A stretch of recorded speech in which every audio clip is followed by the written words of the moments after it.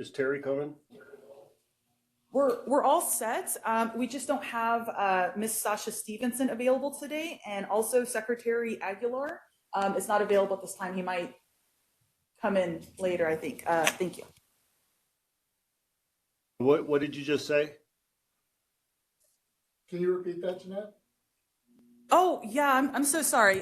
This is Jeanette Holken for the record. We just don't have Miss Sasha Stevenson available today or Secretary Aguilar.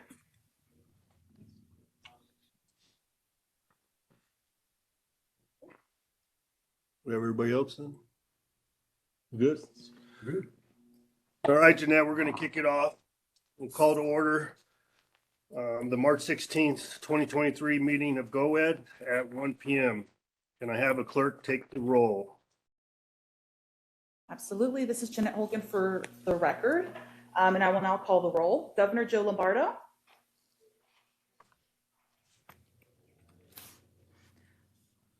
Can you guys hear me okay? We're just trying to call roll. I said present.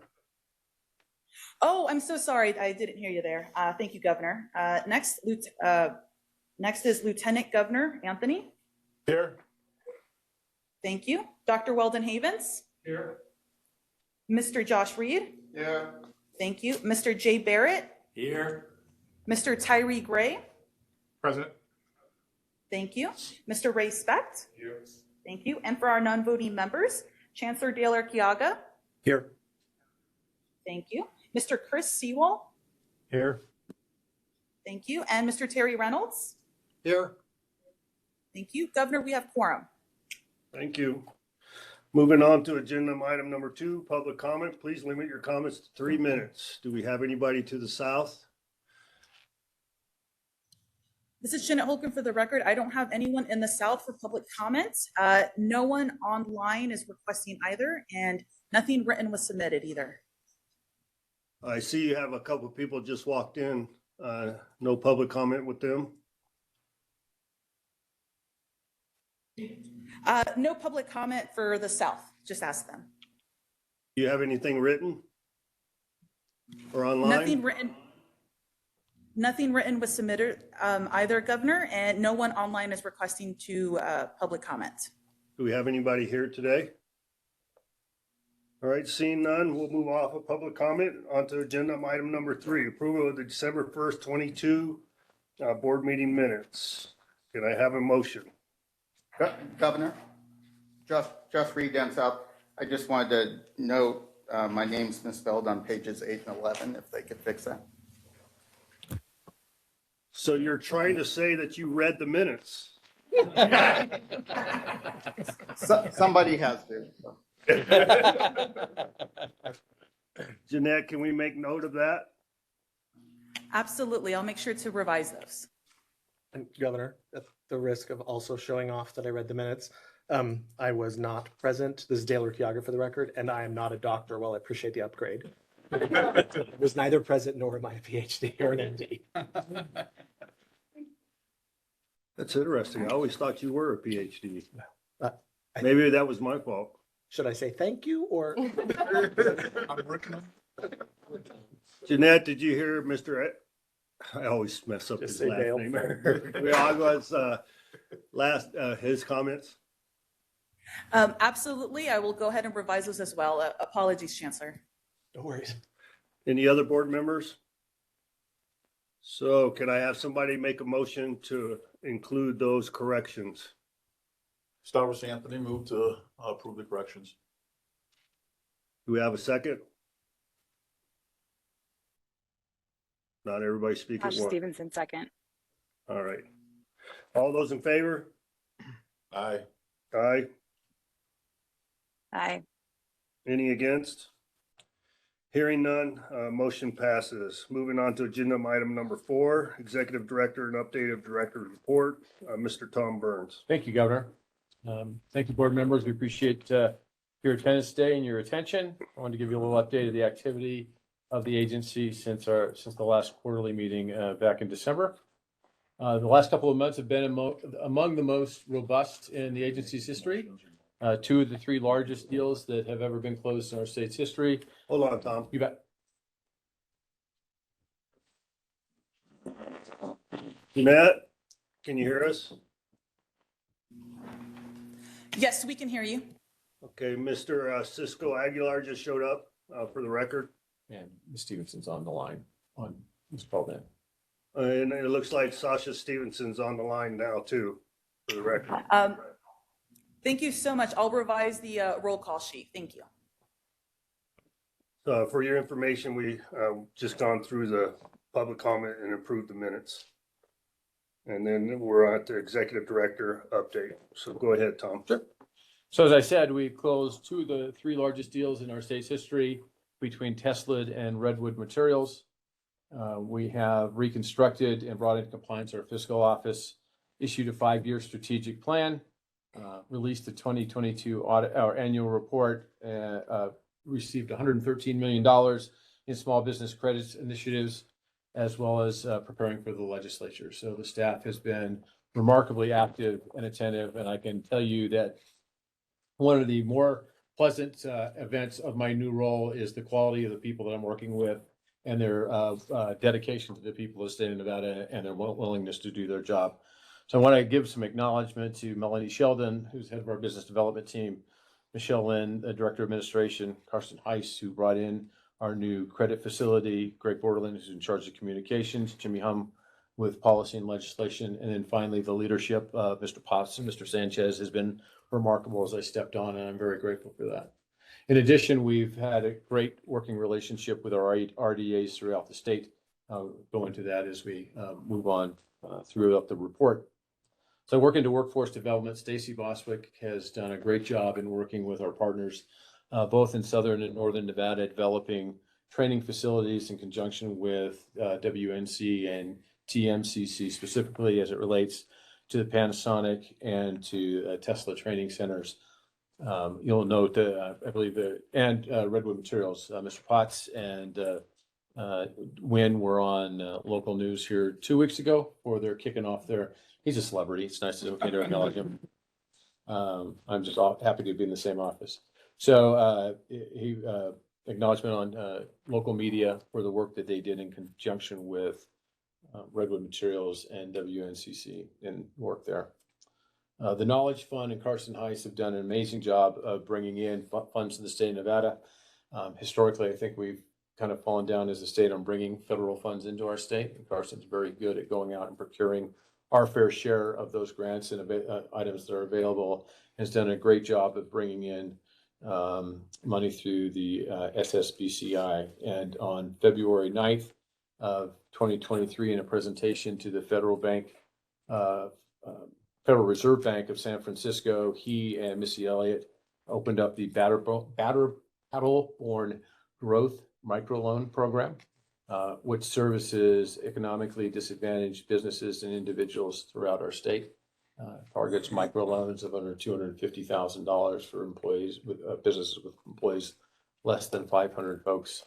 We're in the process of bringing that to market right now. So we're looking and working with CDFIs throughout the state of Nevada, identifying them, putting them, making them educated as far as the products that we have, the opportunities that we have to bring those to bear to the citizens of the state of Nevada. Throughout the rural and economic community development, there's been a lot of outreach via the community development block grants.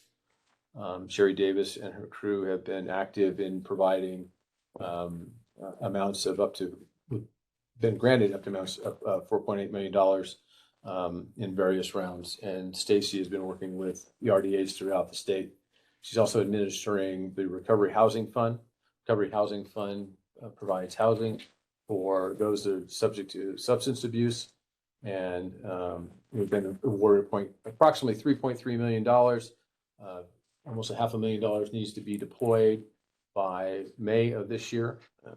The board has identified 2 projects throughout the state of Nevada, or sorry, 3 projects throughout the state of Nevada, 2 in northern Nevada, 1 in southern Nevada, to provide housing for those, stable housing for those that are addressing substance abuse and getting their life back on track. Are those houses identified in the report? They are not specifically identified in the report, but we can get additional information on that. Okay.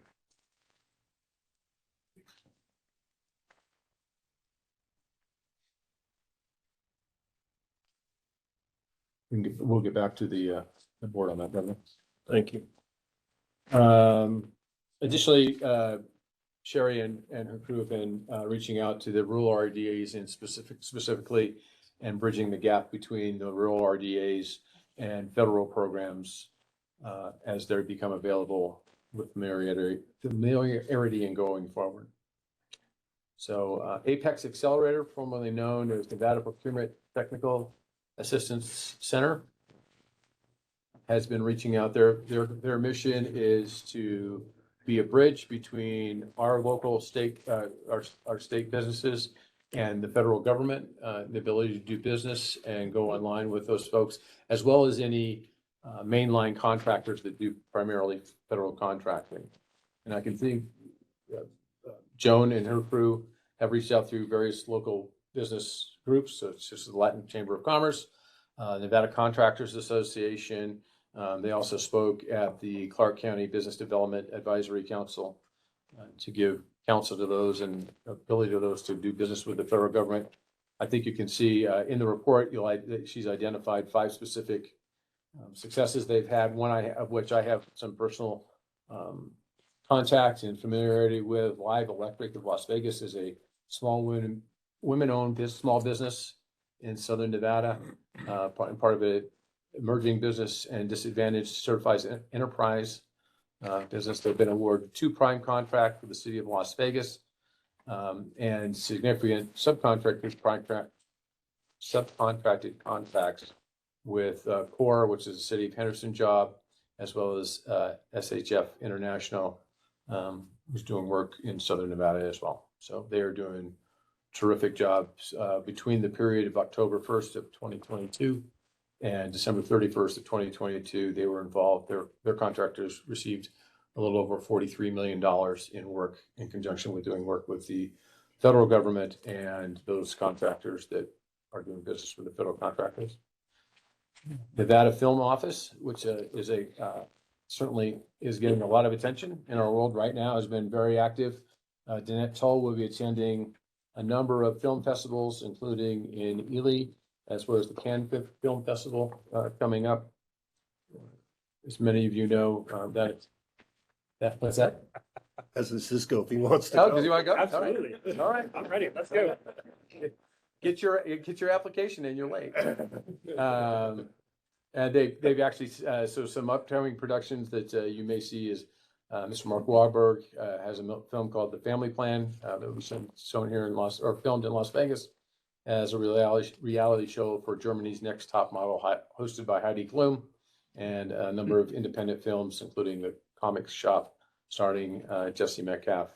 I think of note in the legislature is a lot of conversation around film tax credits and some folks vying for some possibilities to expand within our state, and that's certainly high priority within our staff, and they are working very, very hard to go through that process and make sure that certainly any partners that we have come into the state have an opportunity to win, but as well as the state having the same opportunity to win as we go forward. Under healthcare industry, Mr. Farrow, of note there is that worked with the United Arab Emirates Investors Mission for during CES. They have some interest in bringing in venture capital into Nevada to make investments in the life sciences to enhance the experience here in Nevada, including with Nevada NC, Roseman University, and the city of Las Vegas. It's also been working with the Nevada State College on their 512-acre campus to build out infrastructure as they relate to health, specifically mental health and physical health as we go forward. And then finally, we had some conversation already around business development, but just to color that in, Chelsea Wahlberg, Melanie Sheldon, and Hayley Owens, who's present here at the table with us, took a trip a couple months ago to reach out to all the rural RDAs, and so spent some time with the Churchill Fallon Economic Development Group, Lincoln County, Nye County, Elko County, as well as the 9580 Regional Development Authority. So again, I want to thank them for their hard efforts and that they've spent over the last couple of weeks. And finally, we have some staff additions, both two new staff members, both of which were replacements to folks that had left. So Suzette Manzares is the administrative assistant now with CDBG, and Sherry Lloyd has joined as a program compliance director here in the Carson City office. Is either one of them here? No, I think so. No? okay. But Governor, that completes my report. Do we have any questions of Mr. Burns? Governor, this is Josh Reed down south. Yeah, this one. But thank you. Just one question. That was a great report, Mr. Burns. The first paragraph there, it mentions restructuring and bringing the fiscal and business office into compliance. What do you mean by that? We have a new compliance and administrative officer that started just previous to my tenure. And so with that, I'm going to let Mr. Potts address the compliance part because he understands it better than I do, to be candid. So our agent, for the record, Bob Potts, I'm the deputy here up in the northern office, and I work very closely with the fiscal team. We've been undergoing an audit, and this is a regular occurrence with the Legislative Counsel Bureau. So as we've been going through that process, we've been streamlining and upping our procedures and protocol and getting everything into compliance that aligns with what LCB is looking for, as well as the Governor's Finance Office. So it's a coordinated effort, and this is really the time to take advantage of it while we were under the audit process. Hold on. Thank you. Any other questions from any other board members? So Governor Lombardo, for the record, I have a question, Mr. Burns. Certainly. You alluded in the early part of your report about federal money. We've done a poor job of soliciting. What have we done to change that? So I just think historically as a state, we would not acknowledge we've done that. So we are being a lot more aggressive on grants as they come out, things that have come under, for instance, and there's still some conversation about how much it applies to us, but for instance, in the CHIPS grant that have come out, we're spending a lot of time analyzing that, determining what opportunities we have based on our demographics and the opportunities we have within the state. And maybe we don't, maybe our opportunity is not down the middle of the road saying chip manufacturing, because historically that requires a lot of water, and we may not have an opportunity to do that. But we want to take a look at maybe some of the. We got plenty of water right now. Right. Just need to capture it. That's why you're the governor. So We're working on it. okay.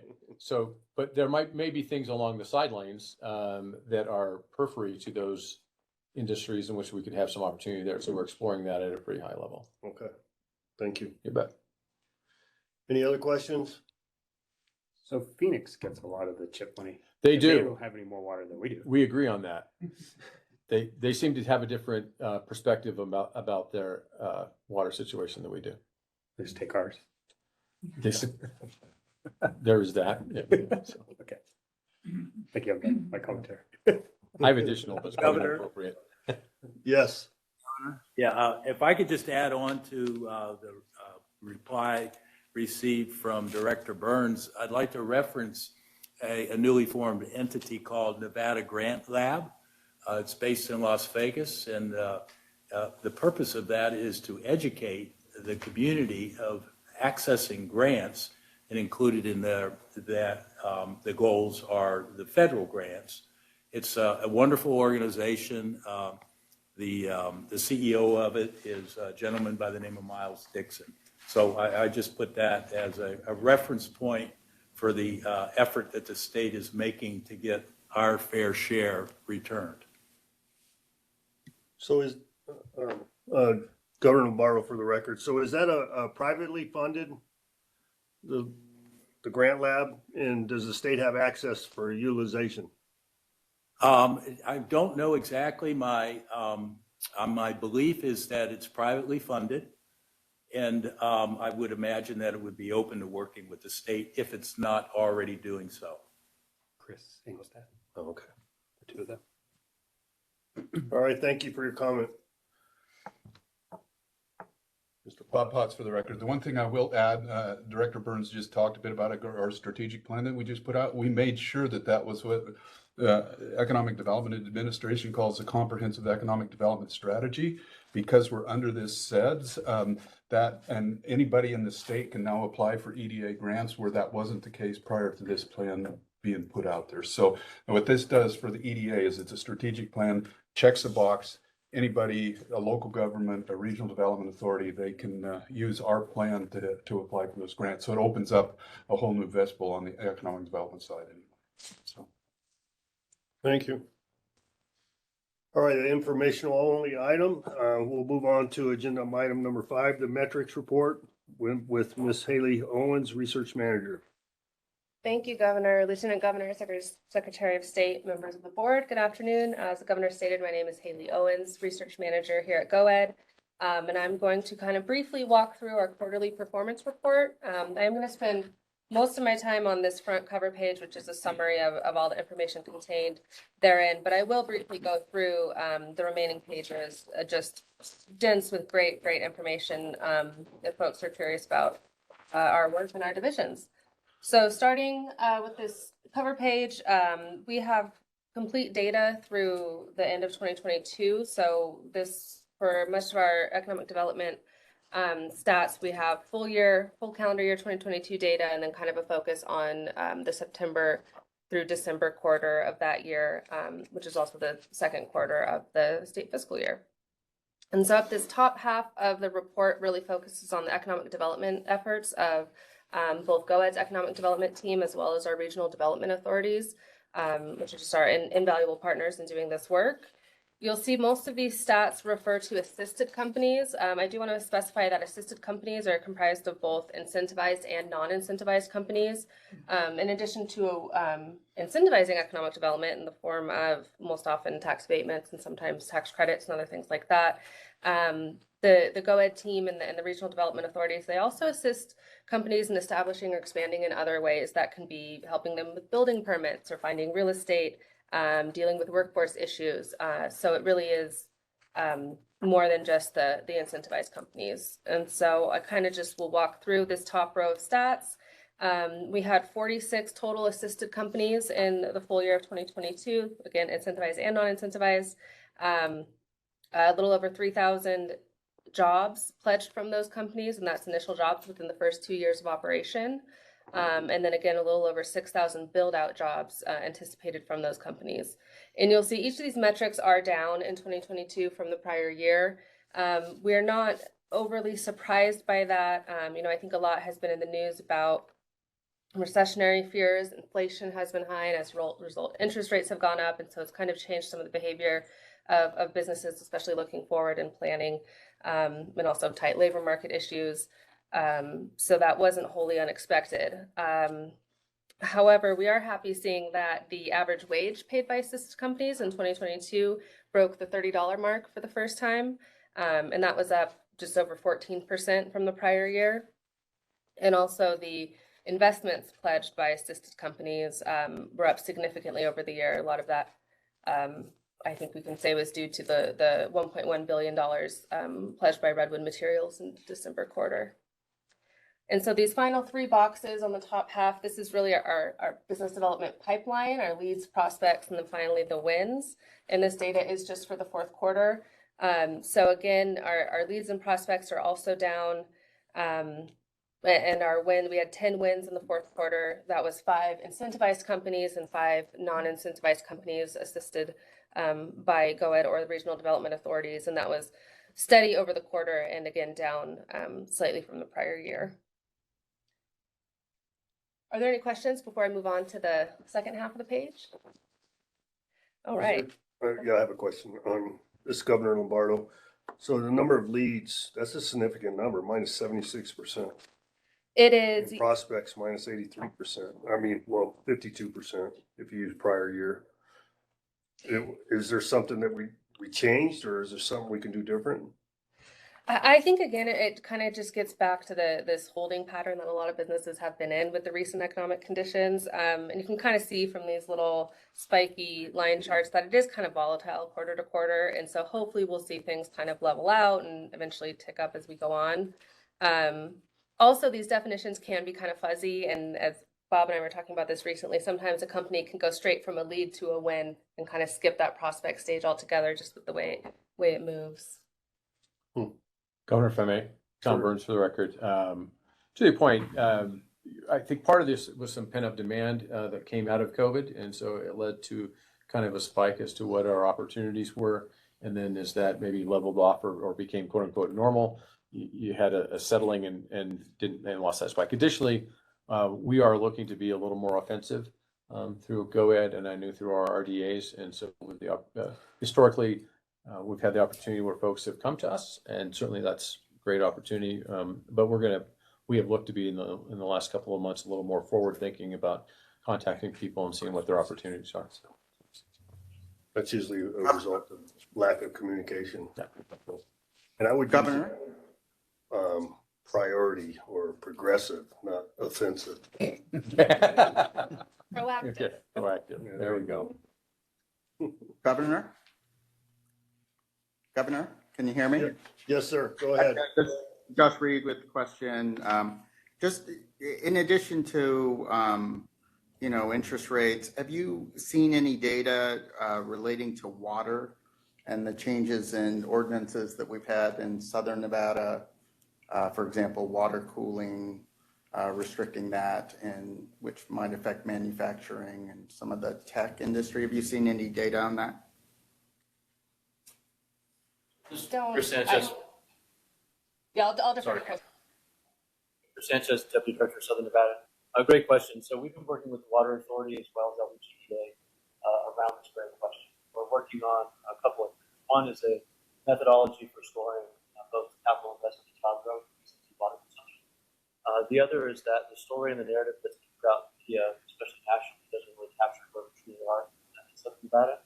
We actually have experienced about 70,000 new connections here in Southern Nevada since about 2021, and we're using about. Chris, can you hear us? Oh, I can hear you. Can you hear me? No, we can hear you there. That was great. That was great, but your conversation has been garbled up till now. So I don't know if you need to move. There you go. That's better. All right. Sorry about that. So I was just saying that. There's two things to think about. First is that we are working with the Water Authority and LVGEA and a number of organizations here in the South to quantify job growth and capital X investment opposed with water consumption. We're also working on different technology identification as we move away from evaporative cooling to use dry cooled. We see there's a data center going into North Las Vegas that has a dry cooled technology that they're using. The Water Authority has quite literally been looking all over the world for new technologies and trying to bring them into Southern Nevada. And the last point that I was going to say is that we've been such good stewards of our water that we have quite a bit of runway here compared to the Southwest in general, which is a real opportunity for us. So it's something that's top of mind and ever present in all of our conversations in economic development right now. Appreciate that. Thank you. Thank you, Chris, and thank you, Director Burns. And just to reinforce and echo what Director Burns said, that was a very good point that I neglected to make, is there was a lot of activity in 2021, and it kind of makes for hard year-over-year comparisons, which really we've seen economy-wide. So, yeah. Any other questions about economic development pipelines? Seeing none. All right, so moving to the bottom half of this page here, we have specific call-outs for the major divisions within GOED. First on the bottom left is the Emerging Small Business Program. This is a program that certifies Nevada small businesses as emerging small businesses and then assists them in getting state and local grants, or not grants, apologies, contracts. So there were 85 contracts awarded in the second half of calendar year 2022. This program is measured on a 6-month basis. And that was down just slightly again from the prior year, but the total value of those 85 contracts was almost $6.3 million, which is up significantly over the year. And moving to our Rural Community Development Block Grants Program, the CDBG program, Here we have program year 2022 data, that's the federal program year, which more or less equates to the state fiscal year we're in now. There were 14 grants approved and awarded for the year with just over $3 million in available funding. And that's a great program for the state, works across many of our rural areas. Third, there's the Nevada Apex Accelerator. This was formerly known as the Procurement Technical Assistance Center. This is another wonderful and successful program within GOED that helps connect Nevada businesses with federal, state, local contracts. And they had just under 1,700 clients in the second quarter of state fiscal year 23, September through December quarter, which is up more than 20% from the same quarter in the prior year. So they're seeing increased client usage rates there. And then the total award amounts won from clients was $43.6 million for the quarter. And then finally, we have the Nevada Film Office. They recorded 93 productions in the final quarter of the calendar year. Again, down almost 20% from the prior year. And they assisted 149 clients during that quarter. So that's kind of the overall summary, but I will quickly walk through the rest of the report just to introduce it so folks can look at it in their own time. You do not want me to talk about all of it because we would be here all afternoon. But going to the next page. Jeanette, maybe there's a lag. I have Jeanette is being kind enough to control the control for me. Hi, Haley, it's Jeanette. Just give me one quick second. It's just having a little bit of a lag issue. Okay. So I'll just start speaking to the next page. Really digs in again to the business development, economic development activity by GOED and our regional development authorities. And there's 3 charts that go right down the middle of the page, which show on a quarterly basis for the last several years, jobs, average hourly wages, and capital investments pledged by these assisted companies. The rust-colored bars are incentivized companies, and the grayish bars are non-incentivized. And then I do like this chart on the top right, again, it has rust and gray colored bars, but this you can see by year of when the abatement was awarded. You can see the total jobs that were pledged or contracted by those incentivized companies. And then the gray bars are through the third quarter of 2022, the actual jobs by those companies. And so you can see over the last 11 years, actual jobs by these companies have exceeded the pledged jobs by over 7,000. So that we love seeing that. And then on the bottom right, we like this. What is the concern in 2021 and 22? Is it just build-up time? That's build up. Yeah. Okay. Thanks, Bob. Then moving to the chart on the bottom right, this one shows again for kind of the whole lifetime of GOED's existence, the breakdown of the industries that are abated companies or incentivized, or no, this is all assisted. So what industries there are in. So you can see by large margin, the largest category is manufacturing, followed by logistics and operations, followed by information technology. And these are consistently our target sectors. So we'd like to see that success. And going on to the second business development page, here we just kind of dig into quarterly details about this pipeline. So you can kind of see how the leads, prospects, and wins go up and down each quarter. And then we have a chart showing the return on investment from our standard abatements, which was $5 in 2022. So that means for every dollar abated, we expect to get $5 of net new taxes. And that's not just after the abatements end, that's even during the abatement periods, because we don't abate all taxes, we only abate partial taxes. And then at the bottom of that page is kind of an overall, again, table, so you can see how some of these metrics have changed over the years. And we again have a column for all assisted companies, and then we break out incentivized and non-incentivized. So going back to that weighted average wage in 2022 of $30.73, which is just amazing. You can see for incentivized companies, it was slightly higher. For non-incentivized companies, it was slightly lower, but they're both over $30. So that's just wonderful. And finally, moving on, we get into, again, the divisions of GOED. On page 3 on the left, we have kind of timeline stats from the Apex Accelerator. On the right, we have more detailed stats for the Emerging Small Business Program. On the next page, we have the same for the Nevada Film Office and the Community Development Block Grants. And the final section I'll speak to just quickly, hopefully, here is this last section. We have Nevada job and sector data. And so I'm on page 5 now. At the top, we have just overall Nevada jobs and unemployment, over the last 11 years. So you can kind of see that COVID recession, how it went down and how we've recovered and surpassed those jobs, which I think Bob will speak to in a little bit more depth. And then we dig into our target sectors. And this is an exciting quarter because, as Director Burns mentioned, we just released our new 5-year comprehensive economic development strategy, which I'm just going to call our state plan. And we've kind of revamped these target sectors. And so the 5 primary economic development target sectors we have at this time are advanced manufacturing, transportation and logistics, information technology, natural resources and technology, and hospitality, tourism, sports, and creative industries.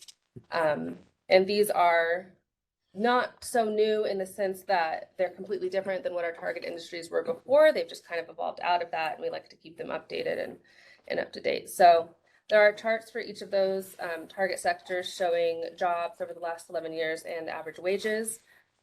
Starting with advanced manufacturing, I just love this chart. Jobs have increased by almost half since 2012, really took off around 2016. That shouldn't be too much of a mystery why, and incredibly high wages in that sector. And then moving to the final page, we have transportation and logistics. This sector has almost doubled in size since 2012.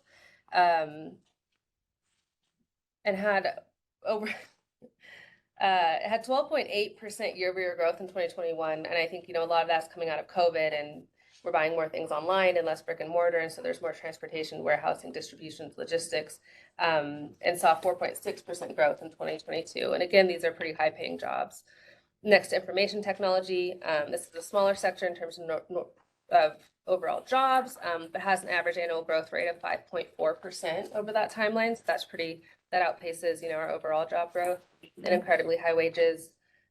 Next, natural resources and technology. Again, growing jobs, high wages. And finally, the hospitality, tourism, sports, and creative industries. Here you can see the impact of the COVID pandemic and how that's affected jobs there.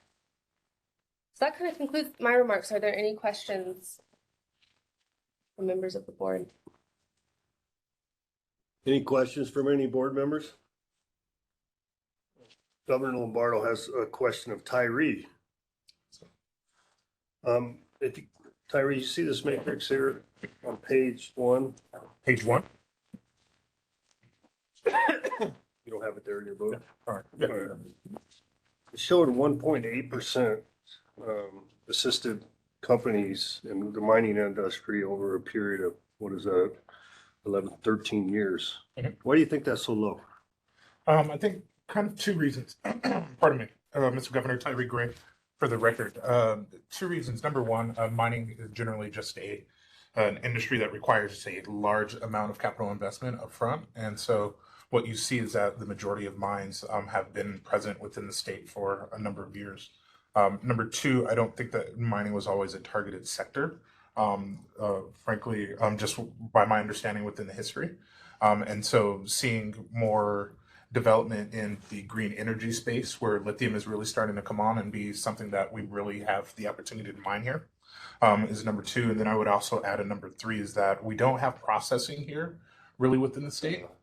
And so the regulatory structure hasn't really permitted for that level of development. And so as we have been looking at changing some of those, I think that there's an opportunity to see more investment kind of in that space. Most recently, again, even within Redwood and or even within Lithium Americas and or Ioneer, there have been a lot of investments that have gone on in the mining space just over the last couple of years that I think will continue to trend upwards. What do you think? Good. Thank you. No other questions? This item is informational only. At this time, we'll move on to item number 6, the March 2023 Economist Meetings Highlights. Bob Potts, Deputy Director. Thank you, Governor. For the record, Bob Potts. Before I begin, if it's at your pleasure, I would like to yield the floor to my colleague, Chris Sanchez down south. I believe Chris had a couple of comments that he wanted to make, if you don't mind, and I'll weigh in if that's okay. Absolutely. Thanks, Bob. I was just, Chris Sanchez for the record, Deputy Director of Southern Nevada. I wasn't fast enough when we were talking about grants and had a few things to add there. The Nevada Grants Lab is privately funded through donations. We are working very closely with them. There's a number of big grants that are coming down the pipeline, so to speak. One of those is a hydrogen hub grant. We're partnering with the state of Arizona, and that's offered by the Department of Energy. That grant, we think will bring about $350 million into Southern Nevada if we're successful. And that's a consortium built across the states. DOE had given feedback to Arizona that they should partner with Nevada. And so we're catching up with where they are. They had about a year of planning already ahead of us. The other is in the Federal Register, was published 2 weeks ago. Innovation Hub program through the Department of Commerce and the Economic Development Administration. We are working with the Grants Lab and the stakeholders here in Southern Nevada on responding to the provide input into the registry process. We expect the NOFO to come out in the next 90 days or so. And we are putting some thought with the county, UNLV, and LVGEA into how we might position the region and go after that grant competitively. So thank you for allowing me some time, Governor, to go back and clarify those points. Absolutely. Jeanette, you up to date on that?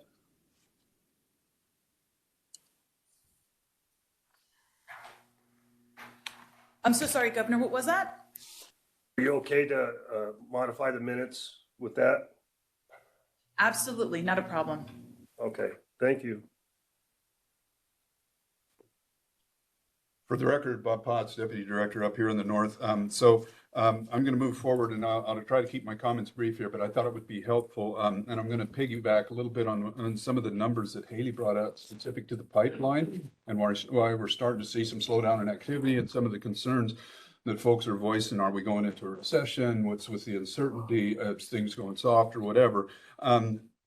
Generally, at this time in the standard board meetings, we talk about what's going on with the unemployment rate because we have it in regs where anything above any county that's above the 7% unemployment rate, they get full abatements at a lower average wage. We don't have that situation, so this was kind of the chance for me to kind of weigh in on this, to kind of build on a little bit on what Hayley was talking about with what's going on in the economy. Go back to beginning of 2020, we kind of formalized what was kind of happening anyway with a bunch of economists in the executive branch that got spread out to include private economists at the universities and such, to just talk about in their separate lanes what was going on. And it was in large part because there was such an inextricable tie between the pandemic and what was going on with the economy, and to kind of stay in front of that as best as we could. So there's labor economists on there, there's tourism economists, there's gaming economists, there's housing economists, there's ag economists, and they all come in with their different expertise to kind of weigh in on what's going on. And it's been a really, I think, a really helpful conversation. I know Mr. Barrett and Dr. Havens have joined us on some of those calls, and the Chancellor has joined us as well. And I invite anybody that wants to eavesdrop on those if you want, you're more than welcome to. They end up being pretty conversational. I'm not going to go a whole lot into the highlights, but in the hour and a half that we talked almost exactly a week ago today, talking about the new job numbers, what's going on with the benchmarking, what happened to the unemployment rate, why has the state of Nevada got the highest unemployment rate of any state in the United States, how come we moved up from 5.5% to 5.9%, what's the incongruity when we added all these jobs, and what's going on with labor force participation, whole bunch of detail stuff that's really helpful for each of the agencies and for us in economic development to talk about strategies as we think about where the economy's going and where the opportunities are. How do we continue to build out the pipeline, and thinking about the leads that we get and how do we support, and the tie between economic growth and economic development. So I won't go into a lot that's all in here. I'm always available if folks want to have a talk. What I did want to have at the beginning of this was a deliverable, and that's what you have in front of this is a one-page deliverable, where especially the charts on the right, where it was a consensus forecast. So having each of the economists submit these proxy variables about where the economy is going. So we look at the unemployment rate, job growth, we look at visitor volume, we look at taxable sales, and those at some level will proxy what's going on with the economy as a whole. We also asked each of them to, kind of give their margin of error, thinking about worst case, best case. But what I want to focus on this chart, I see Jeanette's got it up there on the screen, that's great, is the gray bars. And these three charts, so the gray bars reflect what each of us in the aggregate, in this consensus, think is the most likely situation. The top chart looks at what it will be in June of this year. the middle chart at the end of this year in December, and then about 15, 16 months out, what they think it's going to look like in 2024. And just in summary here, it looks, so we're sitting at 5.5% unemployment rate right now. They think in June it's going to drop to 5% and continue to drop to 4.5% going out to the end of to the middle of 2024. Job growth is going to continue, or is going to start to slow down, but not appreciably, down to 2.5% by June of 2024. Year-over-year growth, which is still pretty solid. Continued or slight slowdown as well when we talk about visitor volume in our tourism industry, and then on the taxable sales side of things, slowing down as well a little bit. Okay, so bottom line is, what is everybody in the aggregate, and there wasn't a lot of variance from one economist to another thinking about the bottom isn't falling out of the economy. It's going to go soft to flat, barring any major unforeseen events coming up. Now, we all seen what happened with the banks earlier this week. We've seen what happened when the CPI came out on inflation again. But going back, all this uncertainty makes it really important for us to kind of keep these meetings going and keep this in front of us, to have these conversations because of all the moving dynamics and things that are going on. And again, we want to be able to use this to be helpful to the board, to anybody else, and open it up to folks that want to be part of this. So with that, I will end my comments and open it up, or turn it back over to you, Governor, or any questions. I have a question of Chris Sewell. Hey, Chris, are you in concurrence with those, if you use the most likely percentage, what is your comfortability with that on the unemployment? Chris Sewell, for the record, talking with Dave Schmidt, our chief economist, he pretty much agrees with what Bob was saying. Does he participate in this? He does. Yes, Oh, he does? Okay, good.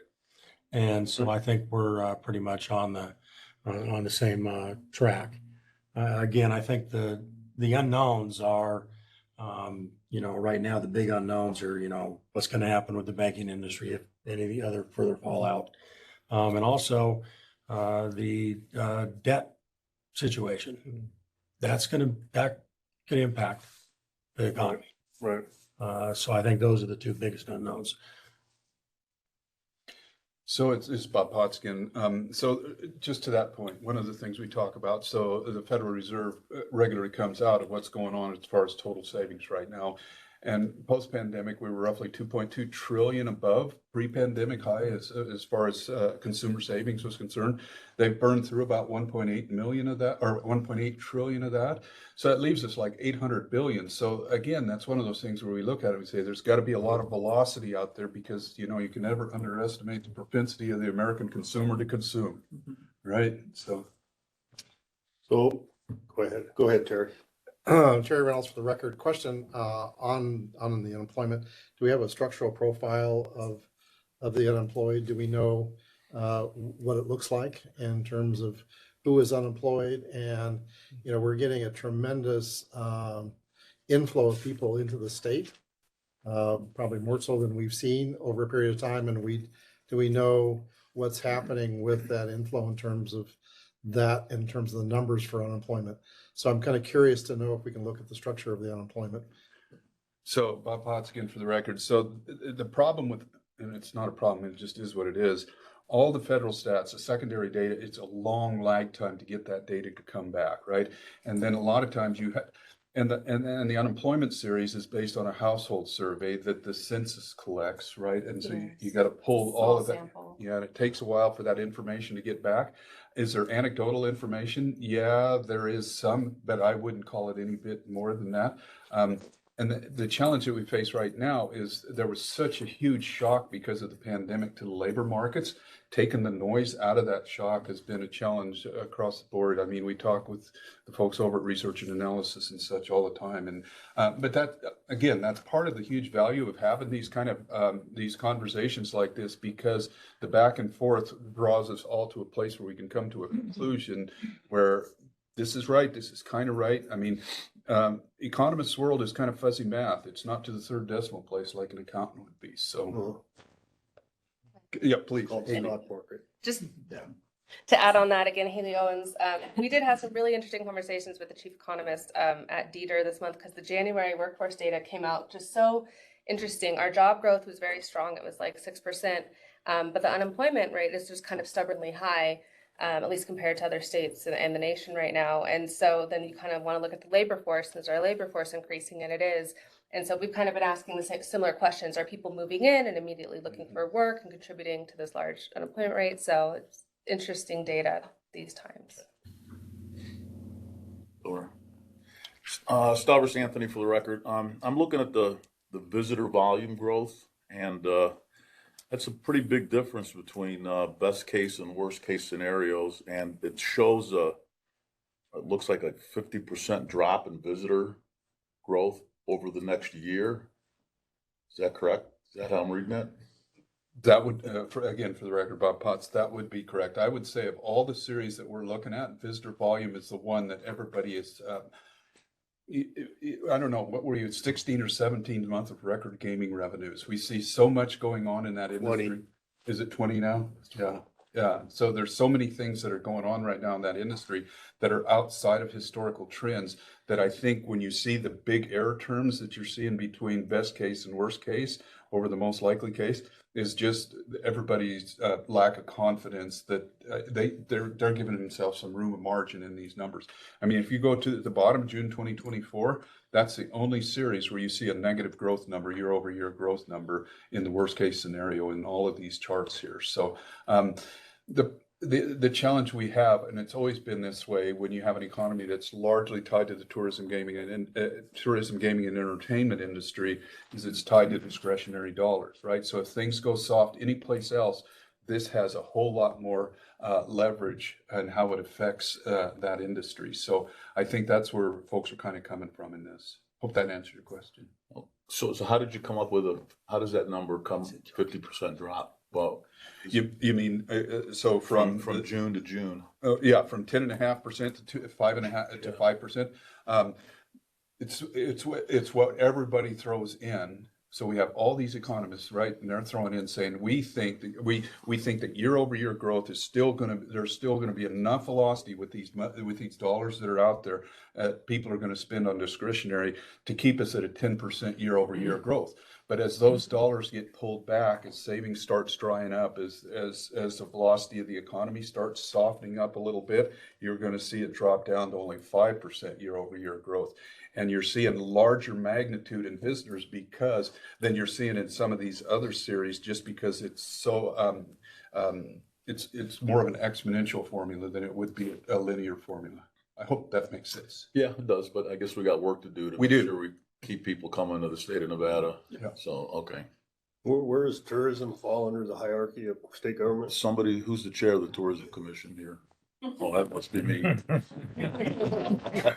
That's why I was interested in that.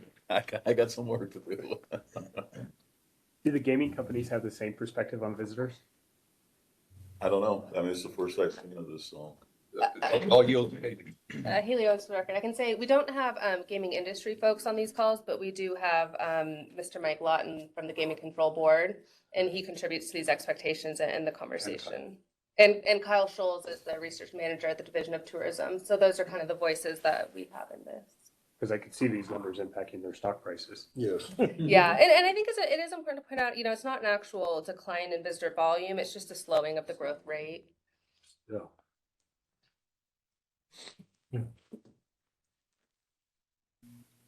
Governor? You're on it? Hi. You got the Super Bowl. And F1. And F1. Governor? Yeah, but they were talking about negative growth in 24. Go ahead, sir. Hi, this is Josh Reed down south. Just two questions for Bob. Was there any discussion on projections on population growth? And the second part, was there any discussion about the property tax and whether there's any projections on how that's faring with any potential downturn in assessed valuations going forward? So for the record, Bob Potts, so Matt Lawton, the state demographer, is part of this group. So we have population conversations all the time. what you find with population is it's a lot less what we call inelastic. It's a lot more inelastic, what we call it. People are a lot more sticky when it comes to moving than they are changing jobs than it is with labor markets. So and we didn't publish it here, but I think as a general rule, we're looking at pretty similar growth going forward, according to what Matt was talking about, of what we've seen in the recent growth. And I believe it was 1.5%. Yeah. Somewhere's in there. Somewhere around there. Yeah, the demographer just recently released the governor certified 2022 population estimates. And then I think throughout the year, he'll be working on his projections, which he releases on a different schedule. Yeah, and to your second question on property taxes, that was something that really hasn't come up. We look at property taxes are largely go to the local government. So we've been really looking at, at the state streams like sales and use tax and liquor tax and modified business tax and some of the ones that we also abate in this group. So. Thank you. Thank you, Josh. Any other questions? Governor. Hayley? Governor, it's Ray Speck. May I make a comment and a question, please? Yes, sir. Thank you. I wanted to commend the GOED staff for the exceptional job that they've done in developing the reports. Each time we meet, it keeps getting more robust and insightful on economic development. I wanted to say that's really appreciative. Thank you. This question I had, and I'm not looking to create work for people, but one of the things that would be nice for us to see in economic development and job growth, there's two ways we can get that, right? Bring in businesses into our state and then organically growing it with existing businesses in our state. Is there a way somehow we can track how many jobs are being created by the companies we bring here? And then how many jobs are being created by existing companies' growth in our state? Because it's great sometimes when we bring companies into our state, but keep our efforts on it to see what we could do to bring more of their business to our state. So I guess my question is there a way to track jobs brought to our state and jobs created organically within our state to make sure to see where we're doing exceptionally well and where is it we may want to take a closer look? So again, Bob Potts for the record. Thank you. Thank you, Mr. Speck, for that question. Yeah, I mean, that's a great research project, but I can tell you right off the top of my head, I know there's data streams that can help us get those answers. So we'd be happy to work with Dave and his team and come up with some answers and at least some proxy numbers to get a sense of where that is. So happy to do that. Thank you, Bob. This is Dale Urquiaga for the record. Thank you, Governor. So the governor and I have discussed higher ed funding formula and enrollment projections. So the problem with enrollment data is like your other data, it lags, it comes out of an older database. But what I'm interested in here, as I think forward to what the governor has asked us to do, what I know about my real-time enrollment numbers is they're starting to grow again. And traditionally, particularly in my community colleges, and traditionally we have enrollment growth when we tip into a recession. That was not the case with the whole pandemic experience. Everything acted differently in our enrollments. But I wonder if more data points we could add here are sort of where we are seeing enrollments. That helps us sort of long-term forecast, not just your budget, sir, but where the workforce will be for your long-term plannings. And we wouldn't want to use iPad's data for it. You'd have to actually use my institution's live data, which is harder for us to get. But I guess make that offer both as we go into the study, Governor, and as we think about if my enrollments are going up, that's an indicator that may explain some of your unemployment is up and what is happening in labor force participation. They might be coming to me. Yeah, that's very interesting. So yeah, for the record, we'd be happy to have more input, more data points makes more, yeah, pleased to do that. The one thing I would like to also mention is, and I'm going to get back to everybody's concern that we're going into, it is very, very difficult to go into a recession when you have full employment like we have right now. So, I mean, that could shift, right? And so those are one of the things that we really watch.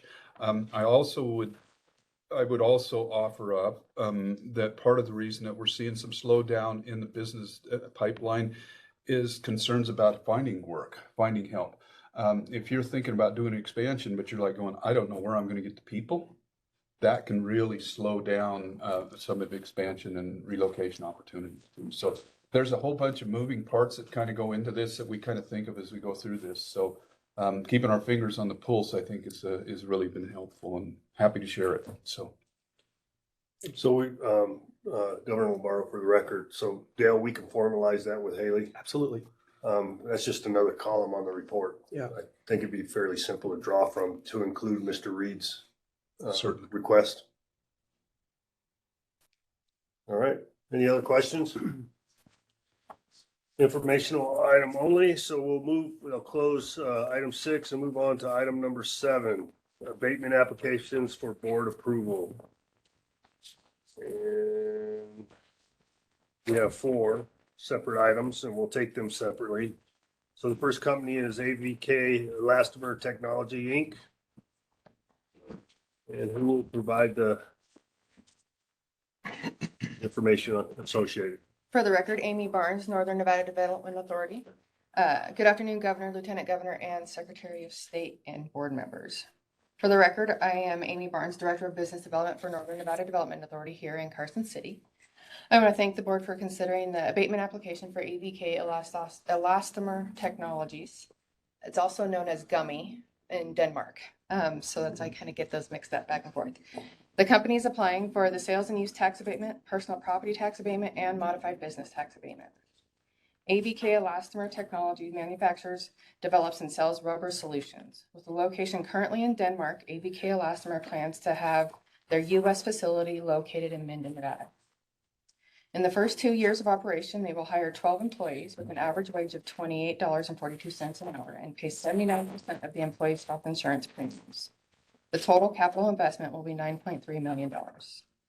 NNDA fully supports AVK Elastomer Technologies, and we appreciate the board's approval on this request as well. With me today, I have Peter Lorenzen. Lorenzen, yes. Another one of those names. CEO of AVK Elastomer, to answer any questions you guys may have. Do we have any questions from any board members? Oh, you got off easy there. Motion to approve? We have a motion. Do we have a second? Second, Stavros Anthony. All those in favor? Aye. Aye. Any against? Hearing none, motion passes. Thank you for your time. Thank you. Congratulations. Thank you. Thank you. And good luck to you. Increase those employees.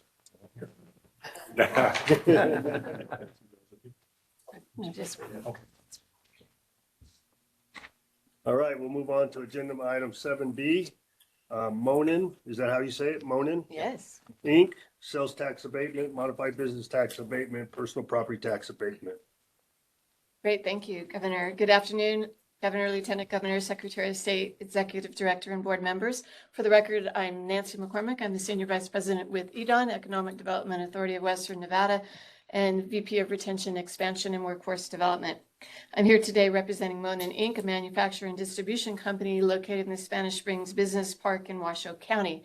We were fortunate to have them choose Nevada as a location in 2017 and are pleased that they are now considering an additional investment in our region. Monin manufactures high-quality gourmet syrups, sauces, smoothies, and purees used as flavorings for beverages. And with over 100 years of experience, they go to great lengths to ensure the best products and services to all customers. They are interested in making a capital investment of $18.5 million in new equipment. And additionally, they'll be creating 26 new jobs at an average wage of $24.50 an hour. They will also be investing in a new facility adjacent to their current operation, driving the total investment up to $47.2 million. This project is estimated to produce incremental direct net new tax revenues of $5.4 million over the next 10 years and approximately $7.3 overall direct and indirect new net tax revenues during this 10-year period. They're requesting a sales and use tax abatement, a modified business tax abatement, and a personal property tax abatement, and they qualify on 2 out of the 3 criteria. We appreciate the opportunity to help this great company grow in our region and support this application. With us today is their CEO, Mr. Bill Lombardo, traveled here from Florida to say just a few words and answer any questions that you may have. He's also accompanied by their CFO, Greg Graybell, Chief Financial Officer. Mr. Lombardo. Any questions of Mr. Lombardo or Nancy from any board member? Not me, him. Say about your experience in doing business in Nevada. If you, I don't want to spend too much time. For the record, William Lombardo, no relationship. We've been absolutely thrilled. It's almost exactly 5 years since we came here in front of Governor Sandoval for the same purpose, and it has been nothing but great stuff. And obviously, we thought we were going to be maybe 10 years before we came back to expand, and it's turned out that we're growing at twice the rate that we planned. So it's all good news, and so we're really thrilled to be continuing to invest here in Nevada in our growth. It's been a wonderful environment. So, Mr. Lombardo, can we just, Governor Lombardo, for the record, can you just express to the board and the crowd, the audience, why Nevada versus Florida? Well, so we started in Florida many years ago. We're actually a French-based company. We started 110 years ago in France and expanded into Florida in 1990, and then built out that whole business. But basically, as we've grown, we actually ship to 50 states and 29 countries from our business unit here in North America. And so as the growth exceeded in the West Coast, basically we needed a facility here. So at that time, we looked at Arizona, Utah, California, and Nevada really shown to be the best choice for us for many different reasons. And so made that selection here in Northern Nevada. It's been, as I said, it's been very, very beneficial to us so far. Thank you. I just wanted that on the record. Motion to approve. We have a motion. Do we have a second? Starbus Anthony, second. All those in favor? Aye. Anybody against? Hearing none, motion passes. Congratulations, sir. Thank you. Thank you for coming. Congratulations.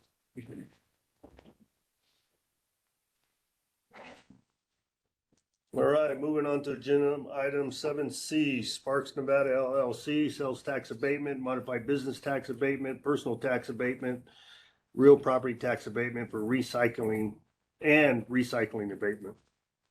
Great. My name is Heather Westling Gross, and I'm representing EDON for the record. And I want to thank the governor, the honorable affiliates, and the Governor's Office of Economic Development for the opportunity to introduce the application of Sparks NV LLC and its two affiliates, CAS NV LLC and CAS Inc. for the above stated abatement application for consideration and approval this afternoon. For the record, the company meets the requirements for these abatements, including the $11 million equipment capital expenditure, 32 new positions at an average wage of $29.73 with the benefits threshold that's necessary to meet the requirements. Founded in 1969, CAS Inc. is a closed-loop recycling and manufacturing company focusing on providing green recycling and manufacturing solutions for the domestic and international markets. The company provides solutions for related transportation and warehousing services. The company's objective is to recycle end-of-life and post-consumer metal products, reducing waste to landfill. The company's tagline, "Recycling creates opportunities for sustainability," fits well with Nevada. Net new tax revenue to be generated as a result of this project over the next 10 years is about $5.9 million. Importantly, CAS Inc. is a leading member of the California Metal Coalition, and we believe other companies will follow this company's footsteps to advance similarly positioned plans to expand into Nevada. Company-wide, with operations in California, Idaho, and Nevada, it currently supports approximately 230 employees. And since this application process will add another 30 employees into Northern Nevada, it currently employs 47 full-time employees here. The company is in the process of bringing a 225,834 square foot state-of-the-art recycling aluminum manufacturing facility online at the Tahoe Regional Industrial Center. At this time, I'd like to introduce Edward B. Cangetter IV, manager of this initiative and president and CEO of CAS Inc. and its named subsidiaries, to discuss more about this project this afternoon. And I believe Edward is in Las Vegas for business and is able to attend.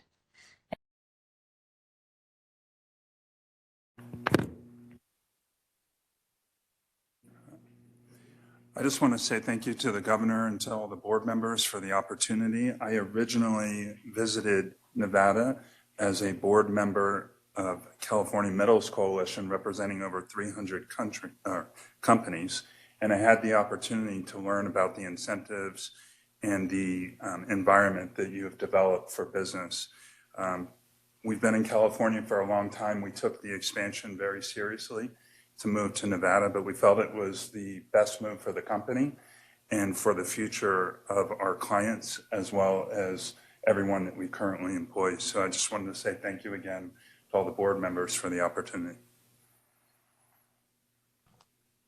Thank you. Do we have any questions of Sparks? From any other board members? I have a question. This is for the record, Governor Lombardo. Do we have the DAG here? We have legal representation here today? Yes, virtually. This is Heather Westland Gross. Christopher Stanko, were you asking about the company's representation? No, Oh, no. I'm sorry. Oh, no, I no. apologize. So my question is because we often,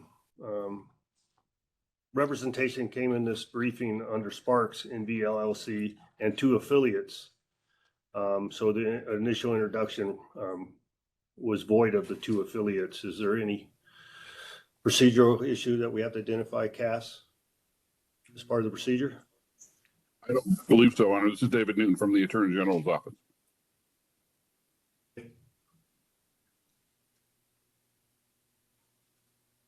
Can you hear me, Dave? I can hear you. Can you hear me? Yep. Did you hear my question? Yeah, I did, and I didn't see any problems with that when I was looking at the agenda. It looked fine to me. Okay. All right. Can I have a motion for approval? You're on a roll. Go ahead. So moved. Do I have a second? Stavros Anthony, second. You know what? Let's back up. Cisco, can you include in the motion for approval Sparks to include the 2 affiliates, CAS? Yeah. Motion to approve Sparks Nevada LLC and the 2 affiliates, CAS. Stavros Anthony, second. All those in favor say aye. Aye. Any against? Hearing none, motion passes. Thank you very much for your time. Thank you. Edward, thank you. Governor Tom Burns for the record. Thank you, Governor. We did have, Thank you. Mr. Newton, review that that issue prior to. Okay. I didn't even notice it before. No, fair enough. Until she did her presentation, so.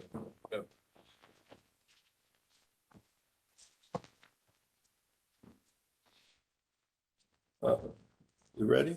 I am. All right, we'll move on to agenda item 7D, United Parcel Service, Inc., sales tax abatement, modified business tax abatement, and personal property tax abatement. Again, I am Amy Barnes, Business Development Director for Northern Nevada Development Authority. Now I have with me United Parcel Services, UPS. The company is applying for sales and use tax abatement, personal property tax abatement, and modified business tax abatement. UPS currently has a distribution facility in Washoe County and is planning to expand into Douglas County. In the first 2 years of operation, they will hire 15 employees with an average wage of $34.96 an hour and pay 100% of the employees' health insurance premiums. The total capital investment will be $22 million. NNDA fully supports UPS and their expansion application, and we hope that you do as well. With me today is Shane Simpson. He's here to say a few words for UPS and answer any questions you may have. Thank you, Amy. Governor, Lieutenant Governor, committee members, thank you so much. It's an honor to be here today just to provide a little bit of additional background on our expansion project, because that's what this is. We currently have a hub in Sparks. We refer to it as the Reno hub. And with this expansion project, we're trying to alleviate some of the package volume capacity concerns that we have for that facility. So the Minden Package Center will be a 10K hub or package center, and 10K means that it essentially can process up to 10,000 packages per hour. And this will be a new construction for UPS. We'll build the building brand new, 168,000 square feet. And this building will also be able to accommodate 120 car positions. This is simply just space within the building where our package cars can go in and get loaded up with packages. That's what we mean by car positions. The operation is going to go live Q2 2024.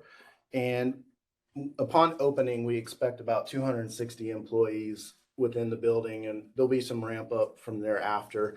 Of that 260, 150 will be part-timers, and then about 110 will be full-time employees. We're estimating about 100 full-time drivers from the Reno hub will come down to work in Minden, and then we're confident within the next 2 years of going live, we will hire those 15 full-time employees.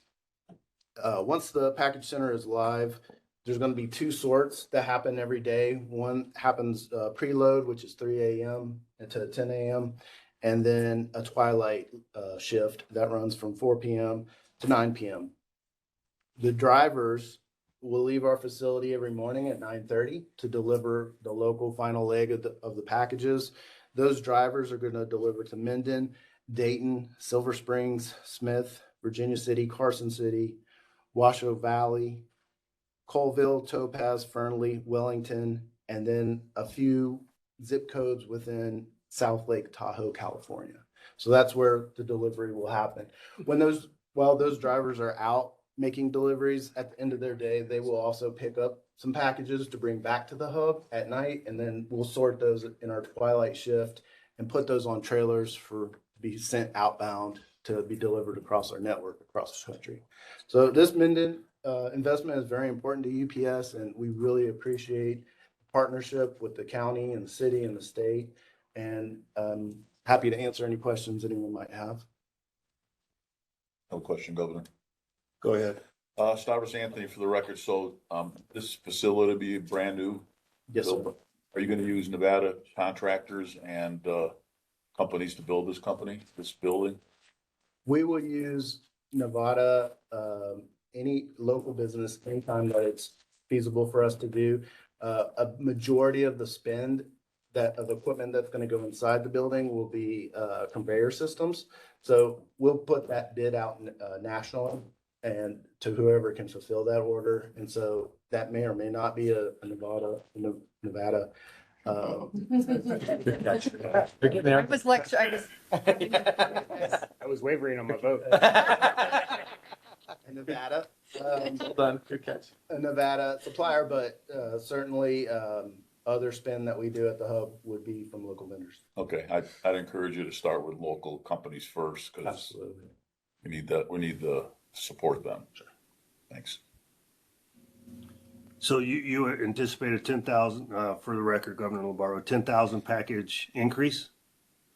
It has the ability to process 10,000 packages per hour. Okay. Oh, okay. I'm just reading your original profile here.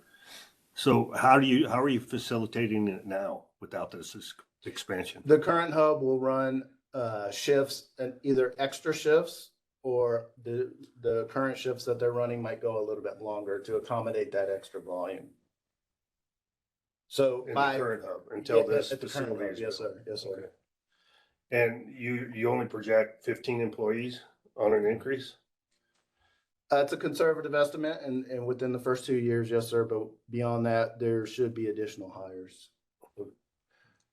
And sir, if I can just speak to that, Amy Barnes for the record. So the reason we kind of went conservative on that as well is because there are employees that are traveling from Minden Gardnerville to Reno Sparks, but those employees cannot be included in the abatement.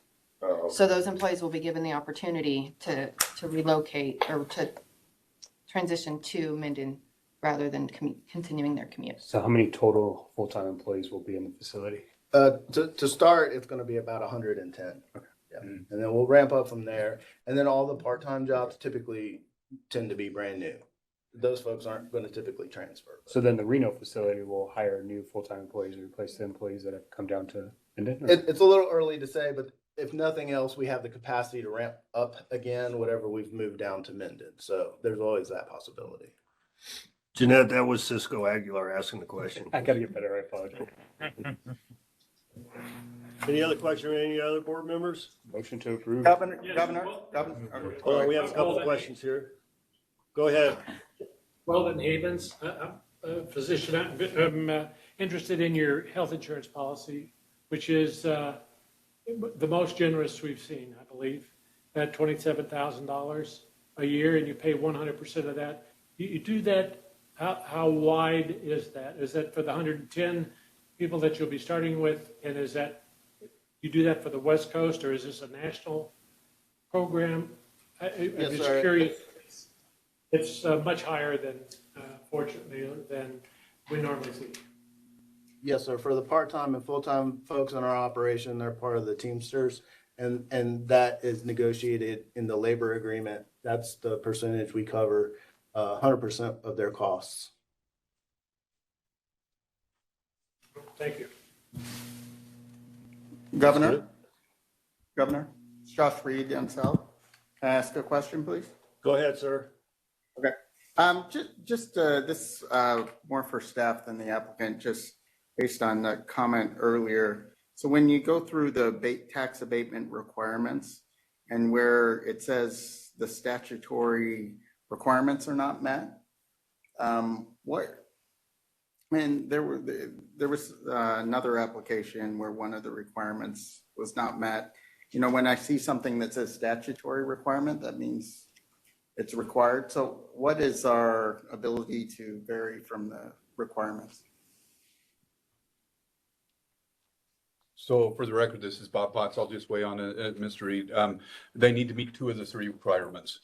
That's statutory. So we can sure clarify that on the cover page. Thanks for calling that out, because I can understand the confusion. So thank you.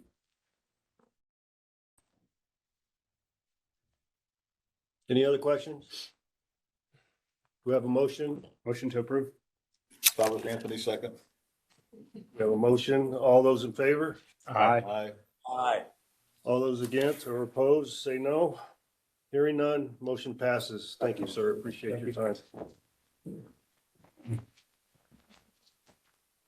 What a dynamic duo. He's upset because he wanted to do all. Next time. We'll flip on. All right, we'll move on to agenda item number 8, board member comments. Do we have any comments from any of the board members for the good of the order? Governor. Go ahead, sir. Stavros Anthony for the record. I just want to remind everyone here, and I was hoping the companies that were here that when these abatements are approved, you always have the Office of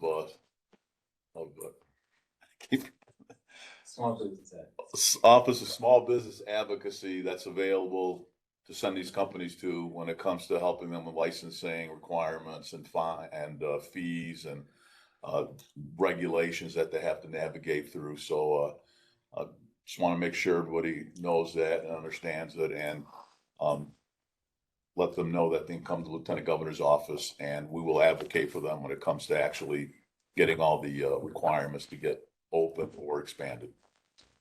Thank you.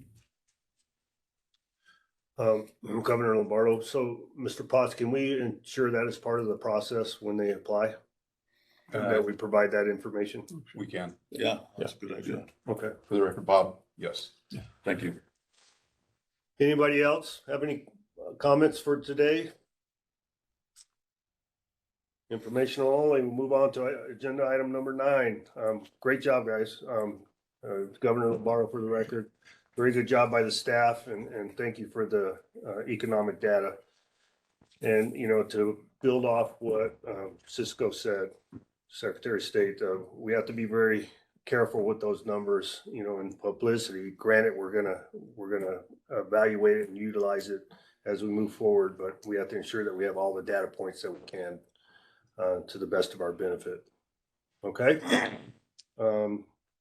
That will close my comments, and it's time for the second time for public comment, agenda item number 10. Do we have any public comment? To the south, Jeanette. This is Jeanette Holgen for the record. I don't have anyone here in the south for public comment, and I don't see anyone online requesting to give public comment either. Comment to the north. Seeing none, we will close the public comment section and we'll move for adjournment. Can I get a motion? Hold on. What happened? We have one public comment online. Michelle Hammond. Hi, this is Michelle Hammond Allen for the record. I represent Nevada 9580 RDA. And I just wanted to compliment the new administration and the new staff. for reaching out to the rural RDAs and really opening that line of communication.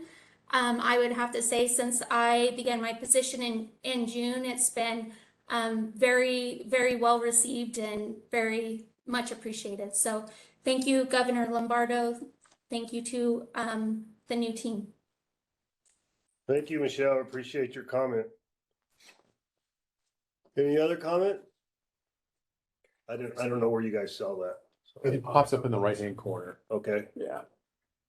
All right, seeing none, we will close public comment section again and move for adjournment. So moved. Stalvers Anthony, second. All right. We are adjourned. Thank you, everybody, for your participation.